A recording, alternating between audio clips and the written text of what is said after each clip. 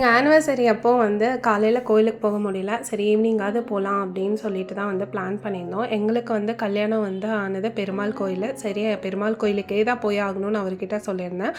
அன்றைக்கி லஞ்ச் வந்து பார்த்திங்கன்னா பாவக்காய் புளிக்குழம்பு வச்சுட்டு வாழைக்காய் பொரியல் தான் வந்து பண்ணியிருந்தேன். வாழைக்காய் பொரியலுக்கு எப்பவும் போல் எல்லாத்தையும் வெங்காயம் மிளகாய் எல்லாம் போட்டு தாளிச்சிட்டு கடைசியாக இறக்குறப்போ வந்து தேங்காய் பூ கூட வந்து கொஞ்சமாக வந்து சீரகம் மிளகு ஆட் பண்ணி தண்ணி ஊற்றாமல் கொரகொரப்பாக வந்து அரைச்சி எடுத்து அதை வந்து ஆட் பண்ணோம்னா அட்டகாசமாக இருக்கும். சீரகம் வந்து ஜீரணம் இதுக்கும் நல்லாயிருக்கும் இல்லையா? ஸோ அதுக்காக வந்து சீரகம் இது அட்டகாசமாக இருந்துச்சு. ஃபஸ்ட்டு டைம் ட்ரை பண்ணேன், எப்படி வருமோன்னு தெரில.